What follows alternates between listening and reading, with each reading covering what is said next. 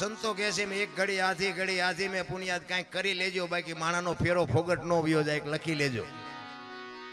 નકાર જો કે આ બધો ડાયરો તો જાણે તો છે ને, આયા હું ઘણી વાર બધા પ્રોગ્રામ કર્યા છે ને, એમાં પાછો થાનનો ખટારો મેં 20 વર્ષ આપ્યો.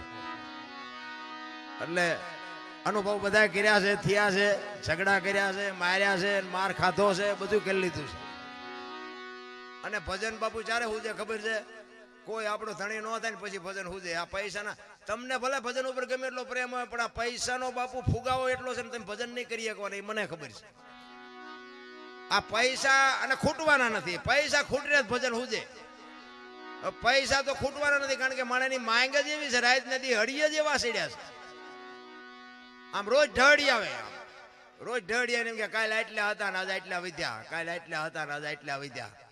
ઓલો ઉપર બેઠો બેઠો ગણે છે, તારા સુવાસા કાલે આટલા હતા ને આટલા ઘટ્યા, આટલા હતા ને આટલા ઘટ્યા. હિસાબ રાખવાનો છે કોઈ રાખતો નથી, પૈસાનો જ રાખે છે. ને કે વાતમાં કાંઈ છે નહીં, હળવા ફૂલ થઈ જવાની મજા છે. માણસ જન્મે ને 2-2.5 કિલોનો હોય, 60-80 વર્ષ જીવે ને પછી મરી જાય ને શમશાનમાં હળગાવી દો ને પછી રીખ્યા ભેળી કરીને જોકો એટલે 2-2.5 કિલો થાય. આ એટલો વાંકો લોહી પીવે.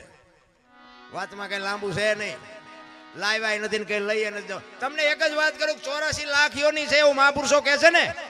84 લાખ જીવ છે, આપણે ગણવા નથી, પણ મારો કહેવાનો મતલબ એ છે કે રૂપિયા હાટું માયા હાટું બથોડા ભરતો હોય માણા એક જ.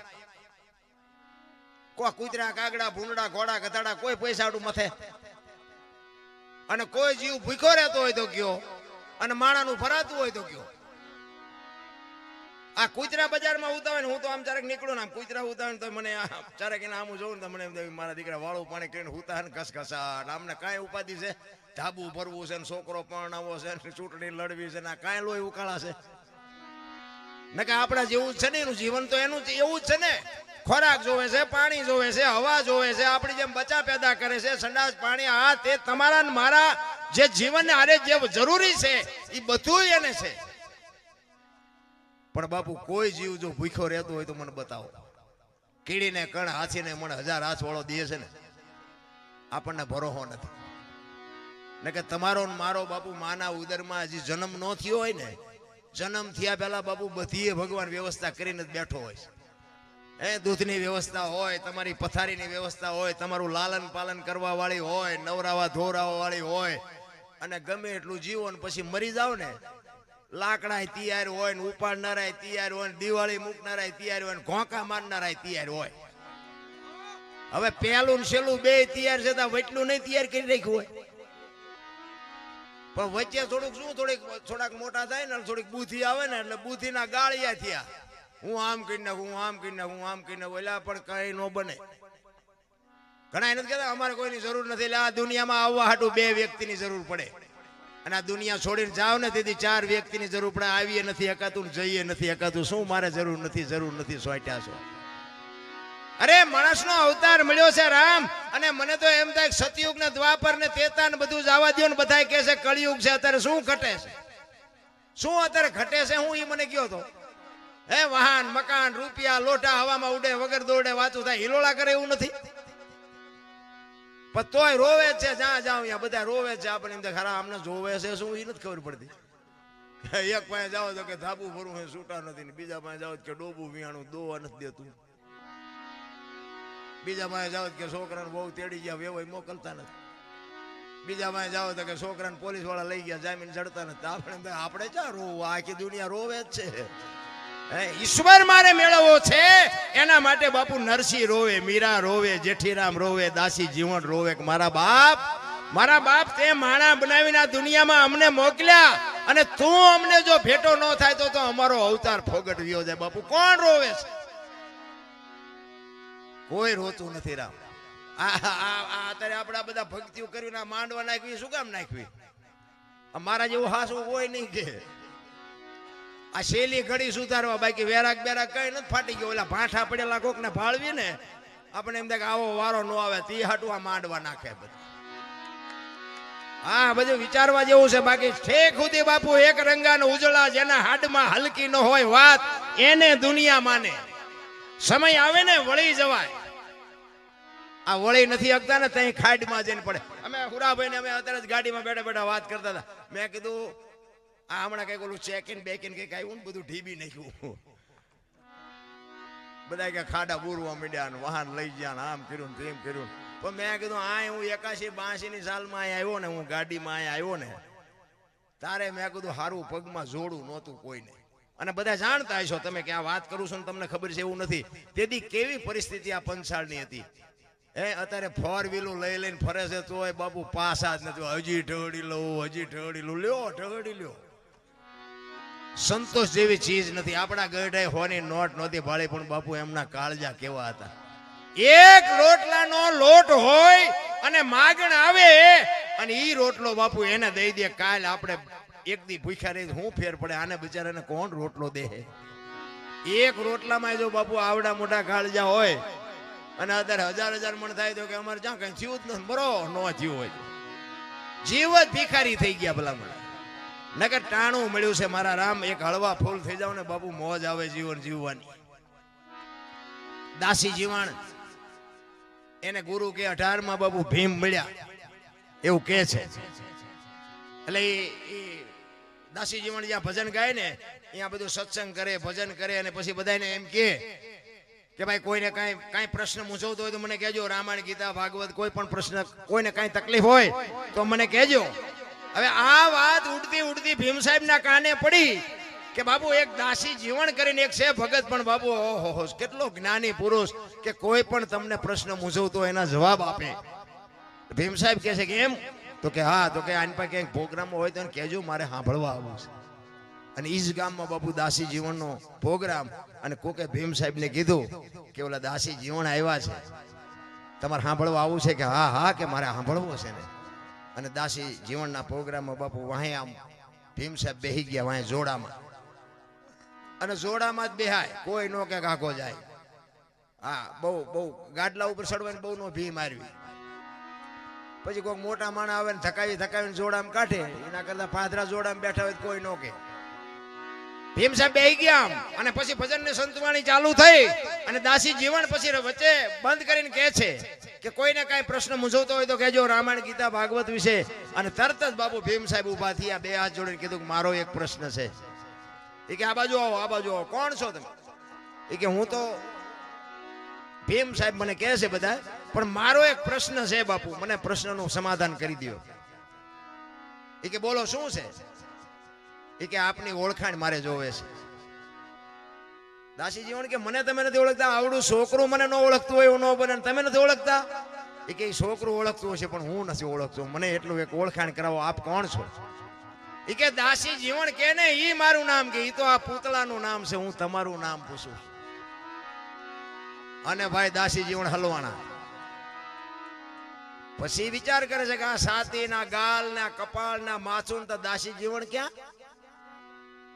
અને ભાઈ ઉભા થઈ અને ભીમ સાહેબના પગમાં પડ્યા કે બાપુ મને આ ખબર નથી કે હું ઠેકડા મારે સાનો મનો હળવો રે ને. પછી બાપુ 18માં ગુરુ એ ભીમ મળ્યા ને પછી ભ્રમણા ભાંગી. તમને મને ચા ભાંગે એવું જ હતું. સંતોની બાપુ ચોટ હોય, સંતના એક શબ્દ હોય. હું હમણાં મેં વાત કરી એમ, આપણે આપણું હારા માણામાં નામ જ નથી મારું. આ તમને કહી દઉં, તમે બધા ભલે અમને બોલાવતા હોય પણ સંતો પાસે થોડુંક ગણિત થયું ટૂંકમાં. સંતોએ મને માણા બનાવ્યો એટલા માટે, બાકી આપણું હારા માણામાં નામ નથી.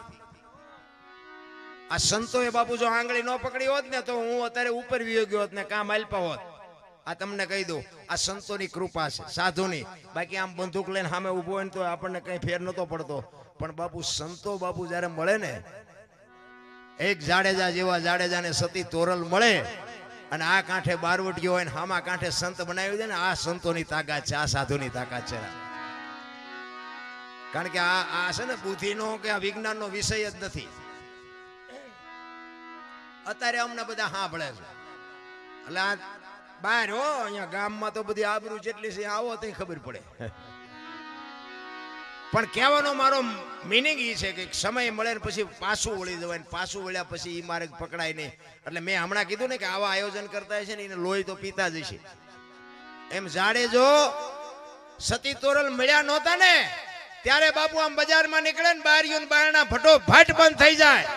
અને ઈનો ઈ જાડેજો સતી તોરલ મળ્યા અને પછી તોરલના લુગડા માથે લઈને જેથી નદીએ જાતો તો ને ધોવા તેથી જે દુનિયા એની માથે વિતાડી છે ને એ તો જાડેજાનો આત્મો જાણે રા.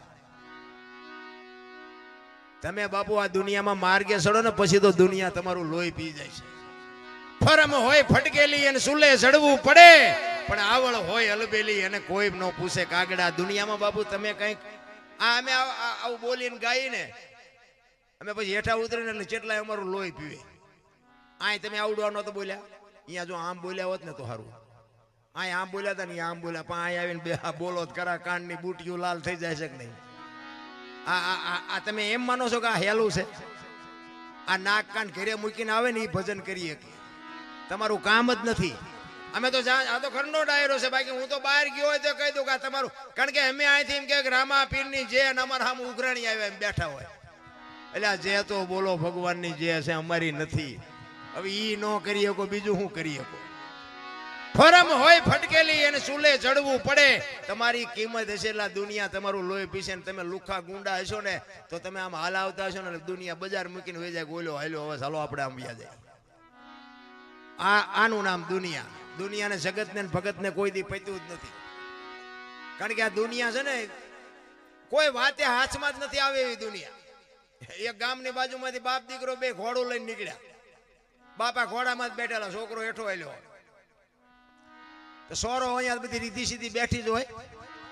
સોરા પાસેથી નીકળ્યા ને બાપા ઘોડામાંથી એટલે ઓલા બેઠાથી શું કે ખબર એ કે ગઢો આખો ઘોડા ઉપર ચડ્યો, ઓલું ફૂલડા જેવું છોકરું હેઠું આલ્યું જાણે શરમ આવે.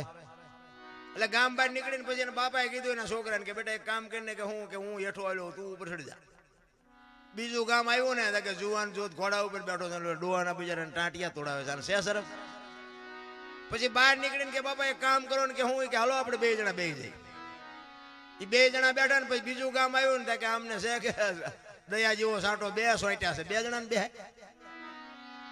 પછી બહાર નીકળીને કે બાપા એક કામ કરી કે હું કે ઘોડું ભલે ને હેઠું વાય હાલ્યું હવે આપણે હેઠા હાલ્યા જઈએ. બીજું ગામ આવ્યું ને તો કે આ ઘોડાને પૈસા હું કામ ખર્ચ્યા છે, બે ટાંટિયા તોડીને હાલ્યા જાય. હવે આ દુનિયાને કેમ તમે ફૂગી શકો રામ? બુદ્ધિના ગાળિયા થયા ગાળિયા. તમને અને મને એક બુદ્ધિ આપી હોય અને કોકને કંઈક દેવાની વાત થાય ને તો માણસને એમ થાય પૈસા દેવાની જ વાત કરે બધા. એવું નથી. કોકને હારી સલાહ દો ને તો બાપુ મોટું ડોનેશન છે. આવા કંઈક કામ કરતા હોય ને એને હારો કંઈક પડખે ટેકો દો ને તો એક ડોનેશન છે. એક એસટીમાં તમે ચડ્યા હોય અને તમને જગ્યા મળી જાય અને કોઈ બેન દીકરી ચડે, કોઈ વૃદ્ધ બાપા ચડે, કોઈ વૃદ્ધ માજી ચડે અને તમે ઊભા થઈ અને એને જગ્યા આપી દો તો આ મોટું ડોનેશન છે. દેવાની વસ્તુ નકરી પૈસા નથી. હારી સલાહ કોકને દો ને તોય બાપુ મારો નાથ નોંધ કરે. પણ આ જગતને મેં કીધું એમ કઈ પુગાય એવું નથી. આમ સવારના પોરમાં બસ આમ ગામમાંથી ઉપડે ને એટલે આમ વેલો પગી ગયો હોય ને એટલે બારી પાસે બરોબર આમ જગ્યા મળી ગઈ હોય ને પછી બસ ઉપડે ને આમ કેવી વાતો કરે ખબર કે જીવવા જેવું આવ્યું છે ને આપણા ગામમાંથી બસ ને ઠેઠ શહેર સુધી ને આ જુઓ જગ્યા ના હવા આવતી હોય ને આમ તમે જુઓ તો એવી વાતો કરે. અને બીજે દી થોડોક મોડો આવે અને આખી બસ ભરાઈ જાય અને દાંડીઓ ચાલીને ઉભો હોય ને પછી શું કે ખબર કળિયુગ આવી ગયો. બસ રાતમાં એક જ રાતમાં કળિયુગ આવી ગયો. પણ બેટા ત્યાં કોઈને આપી હોય તો તને કોક આપે ને. દેવું નથી અને લઈ લેવું છે નકરું દુનિયાને. એમ પતે એવું નથી નારાયણ. એટલા માટે હરભુજી પછી છેલ્લે રોઈ અને પછી બાપુ રામદેવજી બાપાને અરજ કરે છે કે હે મારા નાથ તને મળવા માટે મારે હવે શું કરવું? એટલે હરભુજી પછી રોતો રોતો કહે છે, શું કહે છે?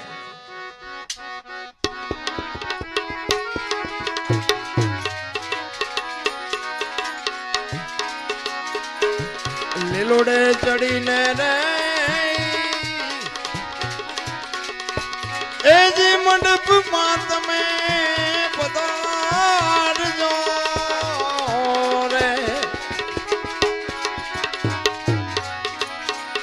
લીલોડે ચડીને રે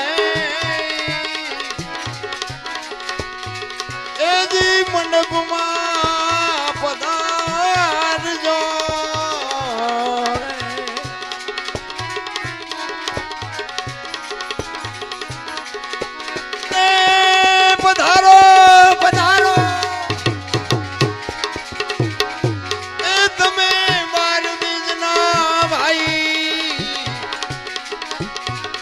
ભાણ રે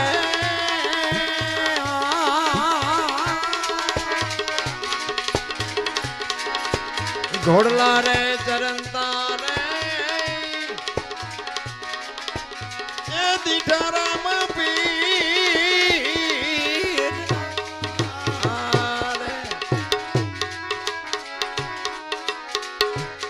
હરિના ચરણે રે એ જે હરભુજી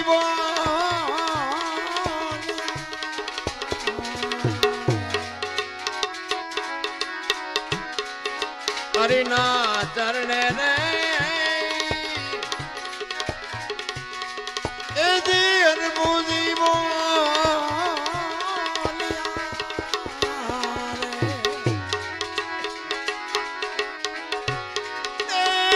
પીરજી દેજો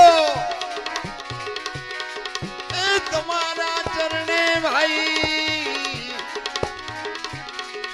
વાસ રે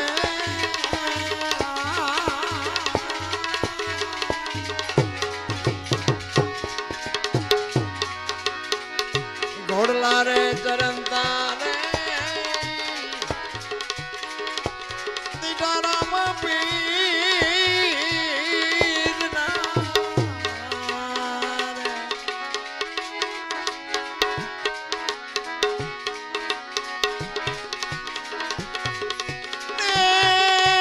જઈને કેજો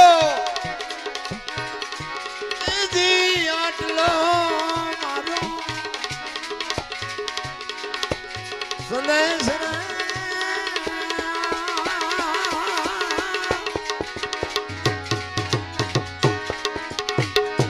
પરબવાળા પીરને કોઈ એ સમજાવી દો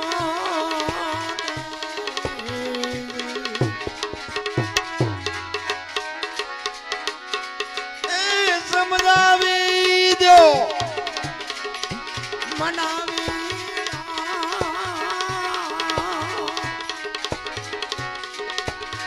પરબવાળા પીરને કોઈ એ સમજાવી દો સમજાવી દો સમજાવી દો રામદેવજી મહારાજની બધા શાંતિથી સાંભળો બદલ બધાનો આભાર. કાંઈ ભૂલ ચૂક થઈ હોય તો માફ કરજો. જય માતાજી, જય સિયારામ.